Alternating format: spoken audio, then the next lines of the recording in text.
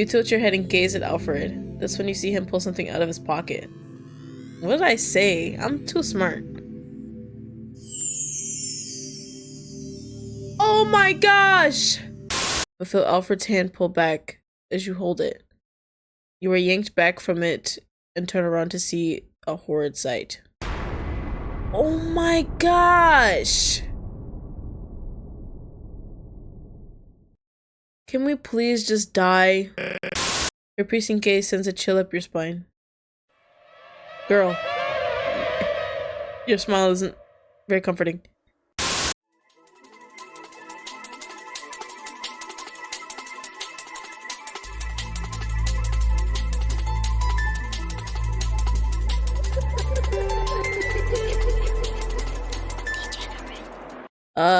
Warnings right off the bat. That's amazing.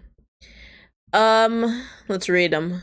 This game contains that word, sexual assault, non-con gore, strong language, violence, body horror, sexual content, unsettling themes, flickering lights, jump scares, and is intended for mature audiences only. Viewer discretion is advised.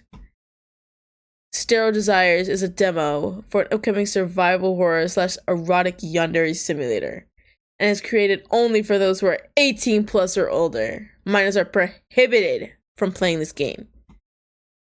This game also involves all the stuff I just said, plus unsettling themes. No. I already said that one. Viewer discretion is advised.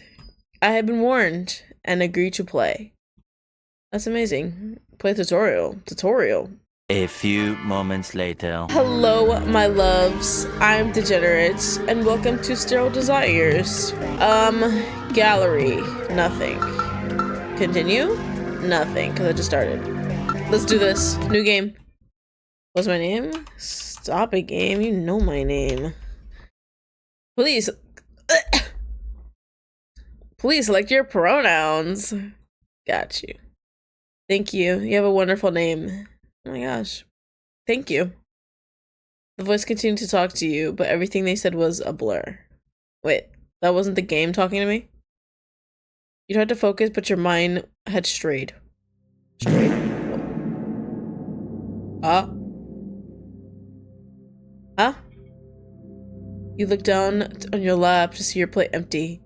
You feel the warmth of the sofa and blankets comfort you, making you want to snuggle into the couch for eternity. Ah, yes, I remember now.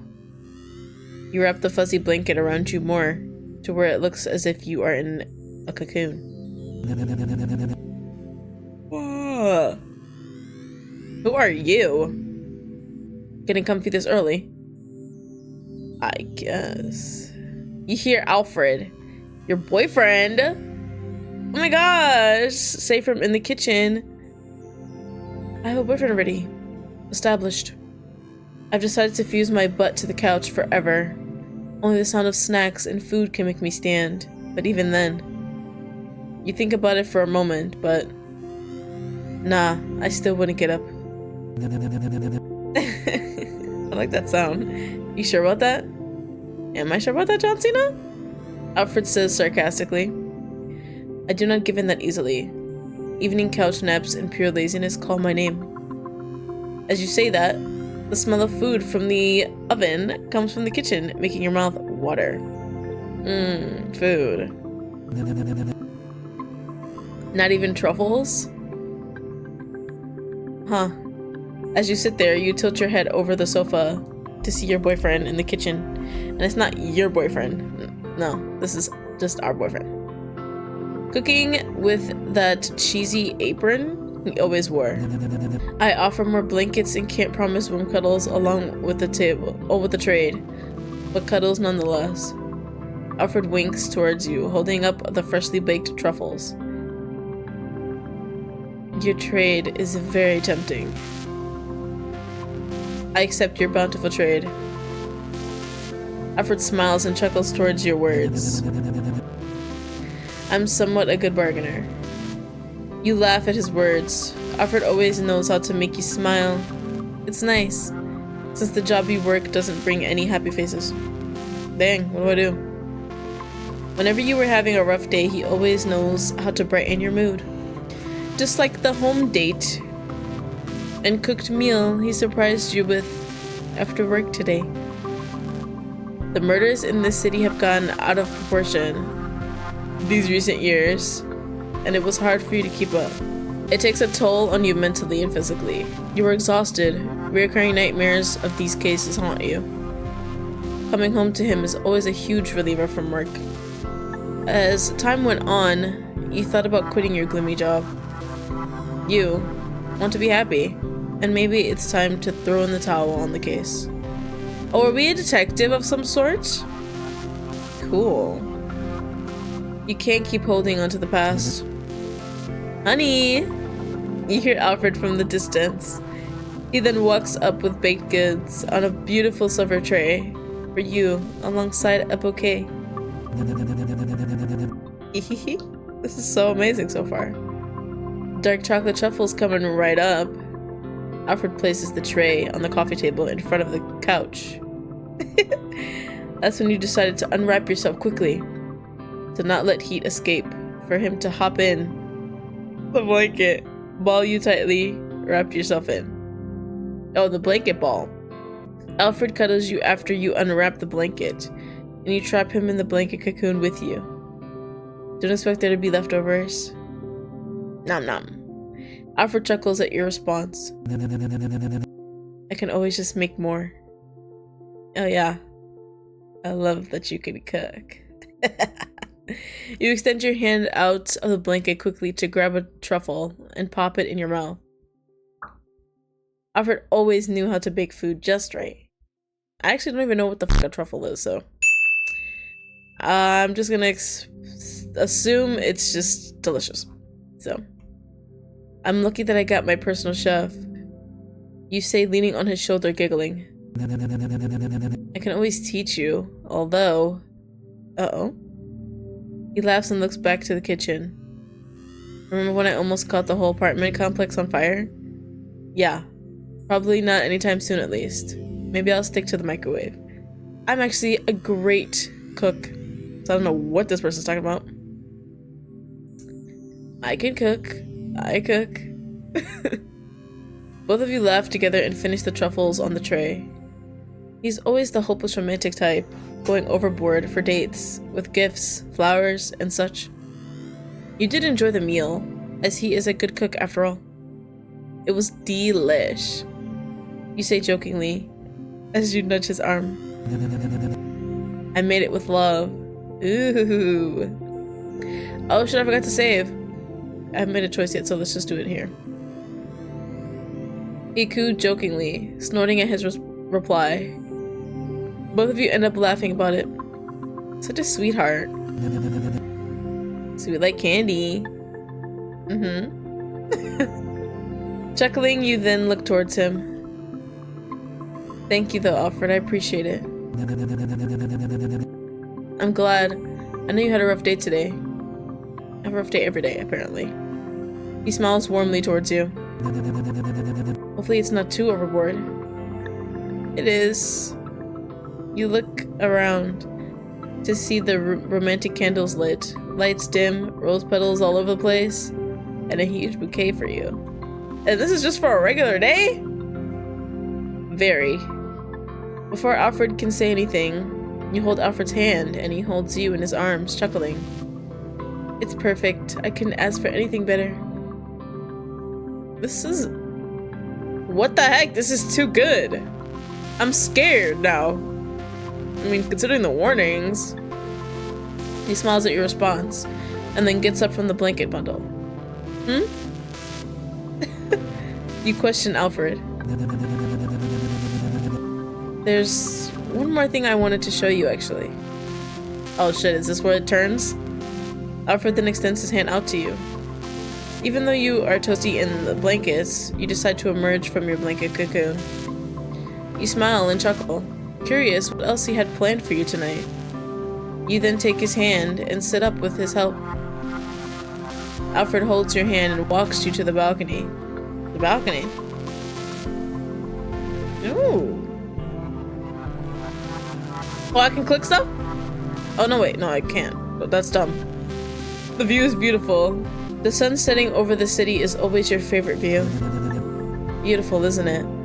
You about to say not as beautiful as you or something. Very. You smile at his response and lean on the rail, admiring the sky. Wait. This seems like a proposal of some sort. D? Yes? Alfred then looks towards you with a saddened expression. Don't you think work is getting too much? You were quiet at his words, not sure how to respond. Uh-oh. I'm afraid that your job is affecting your mental health. You always have nightmares now, and I'm worried these cases would be getting to you. Could be. Both of you stood in silence, looking at the sunset. ... I thought about throwing in the towel, I'll admit. Alfred then smiles weakly towards you. I'll support you nonetheless, but I want to make sure you're okay. Trying to form words in your mouth. Nothing came out. Tears formed in your eyes as your cheeks grew puffy. I want them to rest in peace. They won't ever get that if I give up now. Alfred wraps a hand around you and comfort you. You dig your head into his neck and embrace each other for a moment. Afterwards, he breaks the embrace slightly to look in your eyes and wipe your tears away. I've always admired your dedication. Alfred smiles towards you. I'll always fully support you. Either way, I want you to know I'm here for you. Thank you, Alfred. You smile and chuckle dryly. Gosh, I didn't expect emotions. As you wipe your eyes, Alfred kisses your forehead. Your emotions are always valid, though. It'll hurt more to bottle them up. Alfred rubs your back, as you are both still in an embrace. You're right. Nodding your head lightly, you lay your head on his chest. As you do this, he strokes your hair and hums a light tune to calm you.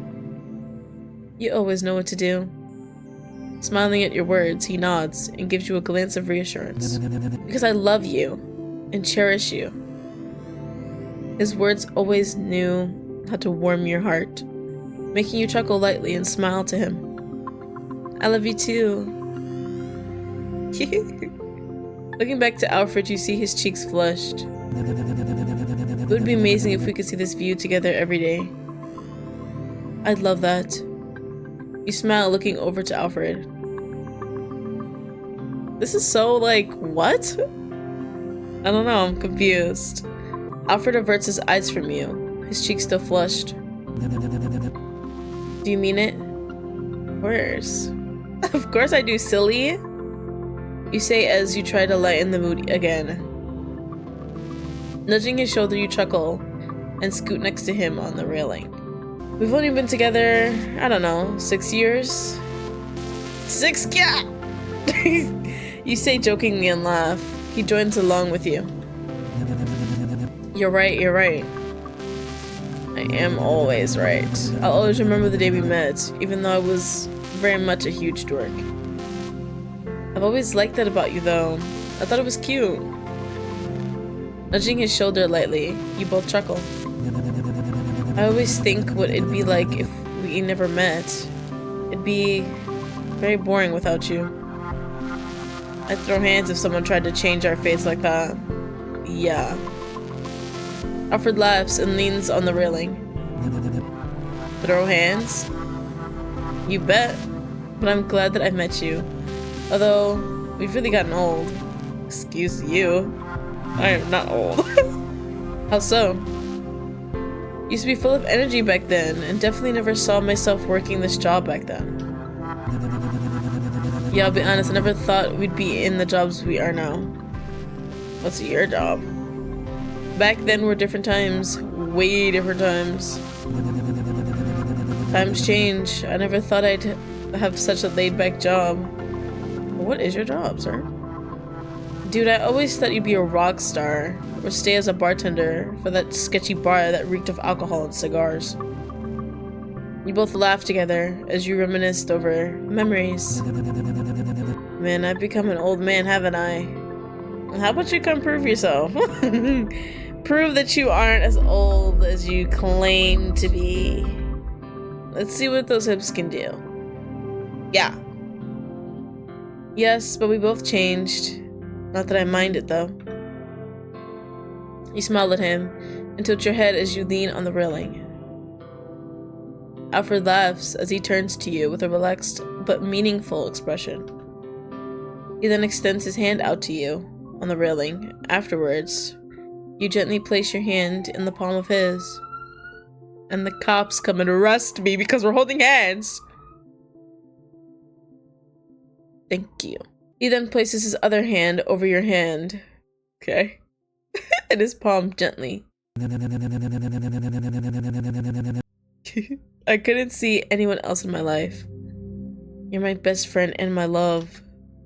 Nice. You're the person I can count on, the love of my life. You're my one and only, my everything. I don't know what I'd do without you. Die. Taken aback by his words, a bright blush spreads across your face. What are you planning, Alfred? Oh my gosh. You tilt your head and gaze at Alfred. That's when you see him pull something out of his pocket. What did I say? I'm too smart. Oh my gosh! Oh! Don't cry! We just started! Alfred gets on one knee in front of you. He opens the box in his hand, revealing a ring. Oh, you cover your mouth. Surprised from his actions, this is beautiful.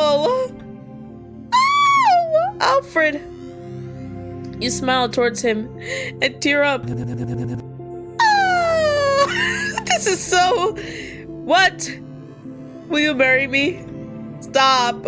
You already knew your decision. He's been your best friend through all of this. Through thick and thin, you could see yourself with him in the future. Did I miss something or something? This is the beginning of the game? But my job, the case. Through thick and thin, it doesn't dissuade me. Dissuade me? I think that says. I'm here to support you and help you with every fleeting moment.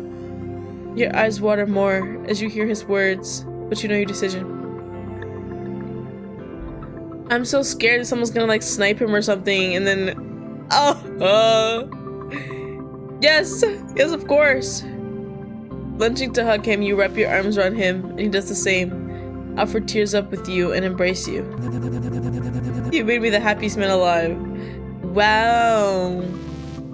And you've made me the happiest. After you say this, you both gaze into each other's eyes for a moment. Alfred's cheeks fluster, hot red, with his giddy smile and laugh. Alfred cups his hands, just hand, around your cheek as you wrap your arms around his neck lightly, and pull each other closer for a loving kiss under the sunset. Huh? What? Huh? Health and sanity. No! A viper you are, slithering your way up from Beelzebub's lair, you lay your cursed seed. What?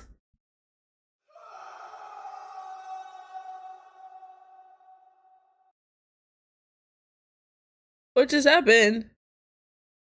You hear screams from afar, but you barely have the strength to move or even open your eyes. You feel as if your whole body is numb. What the fuck?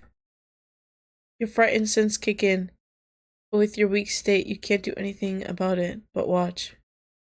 Mustering up what strength you have, you force your eyelids open to see the horrid sight in front of you. What the fuck happened? Where's the context? What happened? Where am I? You say quietly with a weak voice, as it feels as if all energy has left your body. Hearing your words only... what the f***? Hearing your words only and the faint sound of the outside, you see glass encased around you in front of you. Alfred? Huh? You say in a hoarse whisper, scared to be right. You try to move your body, seeing Alfred tied up in front of you, but your body fails to do so. Wait, what? Your body falls limp against the silk bedding that you rest upon, unable to move much as your body feels weakened. Looking around at what you're encased in, you find that you were locked in a glass coffin. I know it. What? I don't know what you mean. We haven't done anything. Oh, but you are a tempter, tempting mankind to bite the forsaken apple once again. What? As they both are talking. Wait, who's on that table right there? Is that Alfred? I'm a rage. As they both are talking, you look down at your arm to see an IV with fluid pricked in your arm.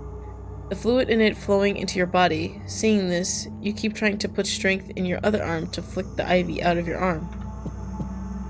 You try to put urgency into lifting your arm, but you barely even raise the other arm on your side. As little movement it was a good thing. It gave you little hope, but still hope.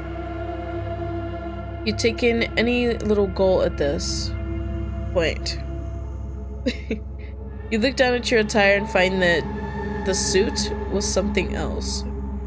What? Within the anesthetics and drugs that were in your system, it was hard to differentiate between what was the fabric of the straitjacket and the rotting flesh of another human being. What? Why is my sanity— oh god. It's already so low. If it weren't for the sheer heaviness and smell of the suit, it wouldn't be as noticeable. I see through your charade. Even the devil was an angel in disguise. I'm not even gonna— nope. You see the unknown man holds up a hacksaw to Alfred's groin. What? Don't take that from him! Wait, no! The man then looks up to him slowly, tilting his head. Snakeskin regrows, does it not? Nigga. Stop! Leave him alone! You scream before the man could push the hacksaw down into Alfred. Oh my god. This is awful. The man pauses and hands his weapon off to his accomplice. Behind him. Afterwards turning towards you. You've wakened, my doll. Let me go! Oh, let them go. Whoa! You are fast! Good morning. I would have started crying. From the lighting, you couldn't see his face well. Okay. It is a very boisterous man. Well, taken aback from him, you shudder. Don't kill him. Oh, but dear, I won't kill him. Okay. Confused by the man's words, he continues. I won't give him that satisfaction. I will make him regret being born, to the point he'll want to crawl back to Beelzebub and face his punishment, then be with me. You widen your eyes, frightened by the man's words. Without knowing, tears streamed down your cheeks. Oh, doll. Get your hands away from them. You ruffian! The man's gaze on you is unwavering. The silence cut through the thick atmosphere. He then placed his hand back to his side. Wait, I'm in glass, right? So he wouldn't be able to touch me. I don't usually play with my food, but this serpent I've been expecting for a while. The man tells you as he turns his head towards Alfred slightly, referring to him, then back to you. But you were the one I've been eagerly anticipating to finally meet. Very much more important than that serpent, my doll. Unable to form words from being terrified, all you can do is just listen. He seems to pick up on your emotions and tries to speak to you in a more loving manner. Did I frighten you? I'm awfully sorry, I didn't mean to. Who are you? The man seems a little disheartened by your words. We've met before, but I understand it's been some time. I'm terribly sorry it took me so long, my doll. Okay, we get it. I'm a doll. He tells you as he runs his fingertips across the glass, directly in front of your face, as if he was cupping your cheek.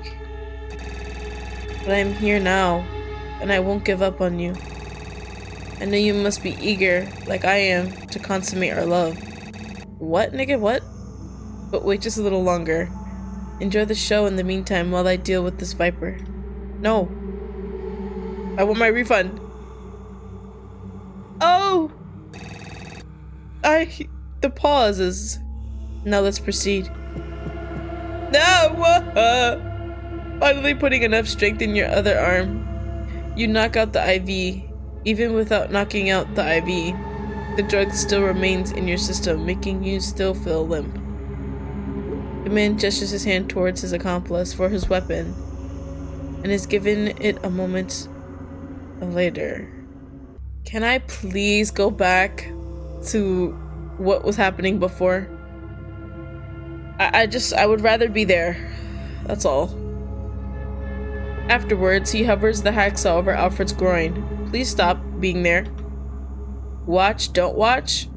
Actually die. What do you mean watch, don't watch? Should I watch? No. What? Wait. If I expose myself to, like, gory situations, my sanity might not go down often, because maybe I'll get used to it. So let's try. Oh, no. I want to die. My sanity. It's gone. Oh no. I got a sensor now. That's what I get for watching. Your wretched seed must be dealt with. We don't need any more nefarious monsters like you walking amongst us. No!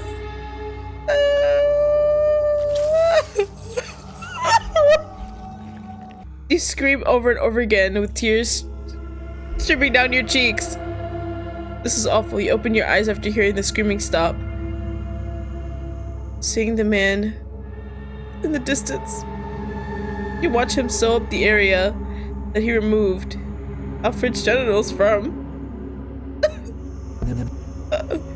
Oh god. That scared me. You hear Alfred scream in pain and flail around trying to escape, but it sadly is of no use. Who is this other person who's so much taller? After the man sewed up the area and made sure the bleeding stopped. Bro, these pauses. Serpents speak with forked tongues. It is best that it has been taken care of. The man approaches Alfred with the hacksaw. Get away from me, you monster! I'm simply doing you a favor. The man says as he readjusts his gloves before standing beside Alfred once again. Wait, what else is there to watch? Oh no! Alfred tried to speak but is unable to, as the man had a tight grip on his tongue. Stop, please. I would say this wouldn't be painful, Mr. Ledger, but that would be a lie. Painful but effective process, I would say. This is awful. You see Alfred crying and the man sewing up the vessels. In the tongue, he just sawed off to stop the bleeding. Alfred cries in pain, trying to plead with the man, but all that comes out is a mouthful of blood. Ah, that is a great improvement indeed. Oh, I'm gonna throw up. Where is that person? Oh my gosh. Tears stream down your cheeks as all you can do is watch in horror the scene in front of you. Come now, this man is not worth any of your tears. Your eyes do not see it yet, but he is a conniving serpent. Is he? I'm just gonna be silent. I'm not talking to this nigga no more. He clearly is gone mentally. You decide to be silent as much as you want to scream and yell at this bastard. You were afraid it would do more harm than good right now. It also didn't help that you watched the scene in front of you unfold as it made your vision fade in and out. Stop it. Tears streamed down your cheeks as you felt useless in the situation, unable to help Alfred, who was defenseless. Oh my god, they're back. You are so big. The man then turns towards you and just stares at you. His piercing gaze makes you nervous. You don't know what he's thinking. What the hell he would do next. It only fuels thoughts of terror that are running through your head. You feel your vision go blurry, and the atmosphere go dark as you fall unconscious. Oh. Feel unconsciousness. No. Fall unconsciousness. Yes. They're both gone! You open your eyes again as your memory comes back to you of what just happened before. Moving your arm, you felt less weak, and it felt like you had more strength in your body now. Get up. Yeah, that's an option. Get up. Oh, keep getting up. Oh, whoops. Finally mustering up enough strength in your weakened body, you throw yourself out of the coffin and fall hard to the floor. Ooh. Oh! Alfred tries to speak, but it is inaudible. I'm okay. You tell Alfred as you use all of your strength to move, hoping the drug will wear off the more you walk. Slowly crawling your way up to Alfred, you then unlatch the iron that holds his limbs down. Alfred slowly tries getting up, but is in excruciating pain. Alfred bit his lip hard to the point of making it bleed as he pushes himself to get up. You see the corner of Alfred's discarded clothing and go grab them. After crawling to retrieve them, you move slowly over to Alfred to hand him them. Afterwards, he weakly and slowly puts back on his discarded clothing, still lying on the ground. Alfred, are you okay enough to run? Alfred tries to respond, but blood keeps pouring from his mouth. It's okay, you don't have to respond. Just nod yes or no. Alfred cries from the pain earlier and weakly nods his head. After, you wrap your arm around him, and he does the same. You both then help each other stand, balancing your weights. We need to find a way out of here. Oh my gosh. Oh my gosh. This is awful. Go straight. You and Alfred proceed forward as both of the directions aren't safe. We knew that? Why did we even get the choice? Grabbing and holding onto his hand, you walk in front, Alfred patrolling behind while you were on the lookout in the front. Stop! No! You stop in your tracks and look back to him as well as squeeze Alfred's hand to do the same. Oh my god. Right. As you both are going to turn right, you see two people walking down the hall dressed in a similar fashion to the man and his accomplice from earlier. Too dangerous to go that way. You think to yourself as you back up to hide from the unknown people that lurk the hallways. Trying to see their faces, your vision is still too blurry, making you unable to identify or remember any certain facial features. Must be from the medicine? Oh. You ponder for a split moment as you turn to Alfred, squeezing his hand a little to get his attention, and shake your head, signaling that that way isn't safe. And you think quick. Left. Just the other way. You and Alfred proceed left, as both of the other directions aren't safe. Grabbing and holding onto his hand, you walk in front. I love that I picked right and it was immediately danger. I'm amazing, I swear. Alfred patrolling behind while you were on the lookout in the front. You stop in your tracks and look back to him as well as squeeze Alfred's hand to do the same. As you both continue down the hallway with Alfred following right behind you, you both see a huge room ahead. Hold on a little longer, Alfred. You whisper and nod to Alfred with a smile. What is this? You near a huge room ahead and turn the corner to see a body chute. Smiling, seeing it as an escape route, you grip Alfred's hand and dryly laugh, running to a body chute to slide down it. When you get close enough to the chute, you jump and slide down, but feel Alfred's hand pull back as you hold it. You are yanked back from it and turn around to see a horrid sight. Oh my gosh! Can we please just die? You're a slippery little fucker, ain't you? I wish we could go back to what transpired in the beginning. That's all. You hear the white-haired man yell, "You aren't leaving here." The black-haired man shouts towards you as they both hold Alfred back with great force. Alfred's struggling to get out of their grasp while you try to grab Alfred's arm and yank it the opposite directions. As you are holding on by a thread, standing on the slippery slope of the chute. Trying to get on even ground to attack the twins. You twins. Your footing kept messing up, almost making you lose your footing. You hope their grasp will loosen on Alfred as you let go of Alfred's hand. Let go of him! You scream towards the two.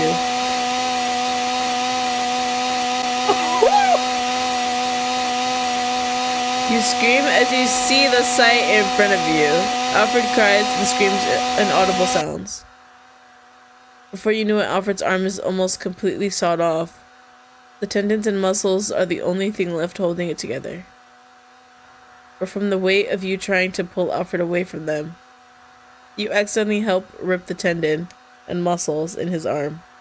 I literally want to die right now. This is awful. Like I'm putting myself in the situation and it's just awful. I would just die, bro. Like if we can't be together, let's just die together. Like, no. Doing all this for what? For what? You then fall down the body chute with Alfred's ripped off hand. This isn't the end. This is just the beginning. Okay. You hear the man with the chainsaw yet. I hate this guy already. Yell to you and laugh. Falling from the body chute, you scream and cry at the top of your lungs. You're safe. Who the fuck? You hear the faint voice calling out for you, but you cover your ears as you didn't hear it. What? Feeling as if your whole body is breaking into sweats, you start breathing heavier, but feel as if you can't catch your breath. No. Like, just no. I'm here for you. I'm what you need. My fucking husband. That's what I need. The hell? You feel like screaming, but nothing comes out. Your body shakes rapidly, and you try to hold yourself together. Feeling as if your heart is beating out of your chest. You try to stand up and get away. Where's Alfred? I understand that you are feeling overwhelmed. You feel the hand rub your back as you try to calm yourself down, but the current condition you are in made it hard to quell your pain. Don't touch me.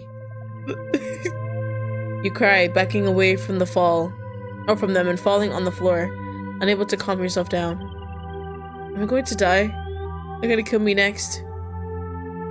The person rushes to you to be by your side on the floor. Could you tell me about what you're feeling? Girl, who are you? The voice says beside you. I feel scared. Scared of where Alfred is. What happened to him? What happened to me next? I know what you're experiencing right now. It feels horrible. Yeah. But this will pass. You will get through this. You're going to be okay. Before you could respond, you hear the person speak again in a soothing voice. Can we practice a grounding exercise together? No. Unable to even form words anymore, you nod frantically towards the person's words. Can you uncover your face for me? The voice is so soothing, so honest, and inviting. Something tells you not to reject the invitation. Wait. When we go down a body chute, we end up in a library? Ah! You listen to the person and uncover your face. After you place your hands on the chair you sat in, you feel a person grasp your hand gently beside you. Thank you. Can you tell me what 5 things you can touch?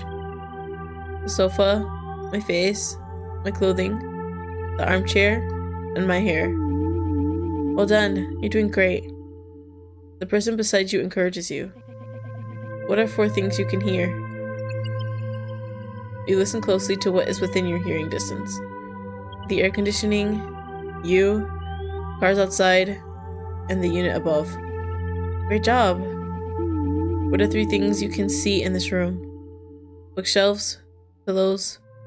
No, books, shelves, and pillows. You're doing so well. Okay. You feel as if you can breathe again. You can feel yourself calming down. What are 2 things you can smell in this room? Rosemary and pistachios. Wonderful. Could you tell me 1 thing you can taste? Try to recall the taste that still lingers in your mouth from earlier. Leftover pizza rolls? Although the taste is definitely not good as it was earlier. Ophelia! You've done amazing, thank you. You look around the room for a moment to register what exactly just happened. Then to her. Oh. Why do you look so dead? When you look to her face, you see her right up close behind you, already unnerving, staring at you. Her piercing gaze sends a chill up your spine. Girl, your smile isn't very comforting. It is as if she had been watching you the whole time, without breaking contact. Oh, well, you're big, though. You were having a panic attack. Oh, she's pretty, though. But that smile, that scared me. That was unsettling. You place a hand on your chest and drop your head to recall what you were experiencing. I thought I've gotten over those. They hide within for some time and present themselves the more you let free. This was somewhat expected, but no fear. Ophelia, your psychiatrist, tells you as she stands up and decides to return to her chair, where your clipboard was. As she walks back over to her chair, she moves awfully quiet, with elegance. After going back and forth with other psychiatrists giving referrals, you finally had gotten Ophelia, who was more than patient with you. Although despite her unsettling demeanor and penchant, yes, for staring, she had been the only one that was willing to take you on as a patient and kept you. You almost had given up on psychiatrists until she came along. Before your panic attack, you told me about what you last remember. Do you remember any specific details, like faces? You ponder her words for a moment, but the more you thought about it, the more it gave you a massive headache. You couldn't give an answer. I don't remember their faces. It's all like a blur to me. I see. Ophelia is in her mind for a moment while processing your words. Trauma can, in some cases, distort our reality. It can cause us to see things that aren't necessarily real. You question her confused by what she meant. When I first met you, you mentioned that you've remembered recalling violent acts throughout your life. Ophelia then leans up a little in her chair to adjust her seating position. After she does this, she crosses her legs and places her clipboard in her lap, her hands crossing elegantly across the clipboard. You've mentioned that you were younger. You were paranoid about being watched. In 1973, there was a cycle of violence that has started your PTSD. Upon living through the traumatic experience, you've become a homicide detective, where it can invite more traumatic experiences. This makes me think your trauma could be possibly distorting your reality, whereby your expectation causes you to see things that aren't there. You're telling me what? Wait. You know what? No. I was clearly kidnapped. How? I don't know. Ophelia puts her pen down on her noteboard, lightly in her lap. Did you believe people are watching you, which would be heightened paranoia from your childhood? The trauma where you're overwhelmed is intense. This is where your memories may become amplified and distorted. Yes, but that was real. It had to be. Yet you seem to recall this event months after Alfred's disappearance. What? I don't know how I can recall it now, but that was way too vivid to be in my mind. Ophelia tilted her head to the side, being quiet for a moment, her gaze never wavering from you. Have you been taking your medication? Girl, have you been taking more than provided? It helps me think better. There's something you've made yourself to believe. There are side effects of overdosing on your medication. How was your sleep? I can't. Not without having nightmares or seeing things that aren't there. What do you see? Ophelia questions you, tilting your head slightly. You pace around the room and try to move your hands in a motion as you speak to help your mind describe it to her. I see shadows outside my apartment, inside my apartment, noises coming from my apartment. I don't feel safe in my bed anymore. Ever since Alfred has been gone, it's all gotten worse. He seemed like a great emotional support for you. He was. You look away, unable to face her. Alfred was the one thing that kept you grounded, but now that he's gone, I don't feel like the apartment is home anymore. It's just nothing. Have you ever considered that your job could be affecting your mental health? We're still working as a detective? What? You laugh at her words and turn back to her as you lean in on the sofa. I know that's a huge factor, but it's not like if I quit now, it'd get better. Well, it could help. You tell yourself that to convince yourself otherwise without giving it much thought. Bro, quit. Why are we still working as a detective? There's no reason to quit when Alfred is still out there. Oh, that's why. Bro, oh my gosh. So, I need to get to the bottom of this. Quick. Ophelia picks up her pen again and jots down more in the notes before proceeding. Have you gotten any more calls? Your eyes widen. You totally forgot about the calls you've been receiving since Alfred's disappearance. Ever since turning it in to the police, they were all untraceable calls, and not much was done about them. Alfred's tongue was cut out, though. You ponder as you put more thought into it. Could it still be possible? What? Something on your mind? I haven't received one for a week or so. Getting up from leaning on the sofa, you walk back to the chair in front of her and sit down. Even so, Alfred's tongue was cut off. I remember that precisely. 'Cause yeah, I saw it. Oh, so then it's a good thing I watched. I knew it was gonna be a good thing. It's a good thing that I watched it happen because I know that as a fact that those two hearts were cut off. I saw it. You told Ophelia as you motion your hands in front of you to her. There's no way. Could I pre-recorded them before the incident, perhaps? What? You're telling me that I'm getting phone calls from Alfred?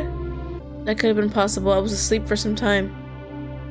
You were quiet for a moment, left to your thoughts, but the suggestion of your mind distorting reality bothered you. I truly don't believe, though, that was my mind distorting, Mrs. Grimm. It was too real. And this has been the only time you've recalled this memory? Yes, I've had nightmares with fragments of similar likening, but this is the only time I remember this. I see.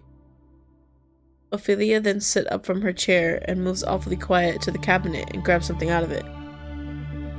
Here's more of your medication, although I highly recommend you don't overdo it, or take them as it can cause side effects that will halt your progress.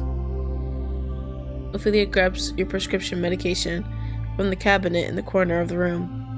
Shutting the cabinet door afterwards, she then swiftly walks up to you, making you stand up, as this would be a close to the session today. As you stood up, you remembered once again how she towered over you. With her height, she had to have been at least 7 feet tall, right? And she's probably wearing heels. Ophelia then hands you the medication, extending her hand towards you. As you take the medication, her slender fingers glide over the palm of your hand for a moment, before retracting it to her side. Remember to take it as recommended. Why do you look so menacing? Ophelia always had an odd aura around her, but the more you know her with each session, the more you got used to it. Even her sessions were cash up front and seemed undocumented with the government. It is very sketchy and illegal, but that's not exactly your job, as it would give you more work to do. So you didn't really bother. Got it.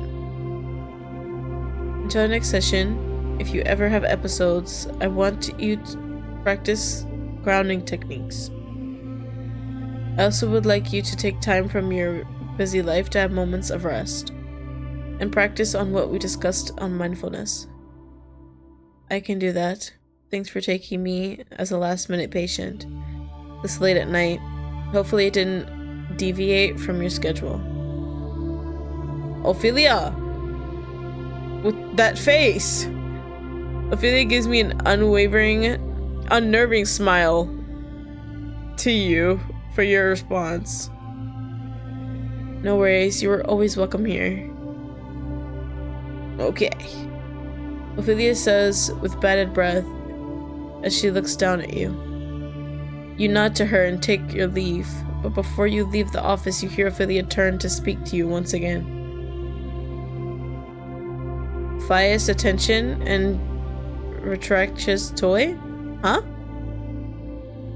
Ophelia tells you, making you turn around. Heh? What?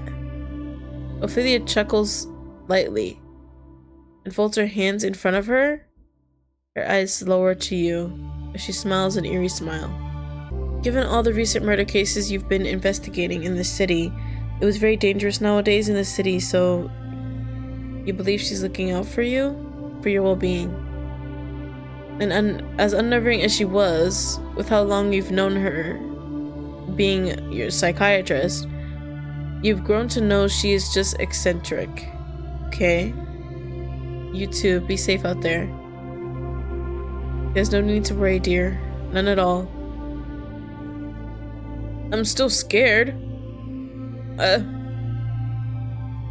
You wave Ophelia off and walk outside her office to find Calliope. Who? Bro. I think we're just gonna have to stop it right here. Anyways, that was Sterile Desires. Honestly, a lot of questions. We're definitely gonna get answers though. That beginning was wow. Cause I can't even like, I'm so sad, bro. But either way, this is actually quite interesting. I'd love to, keep figuring that out. If you guys enjoyed this episode though, there's gonna be more, I promise. It's just gonna have to be part 2 and stuff. If you guys enjoyed it, a like is very much appreciated, of course. And subscribe because I will continue this game. So, with all of that being said, I will see you guys next time. Goodbye, my loves.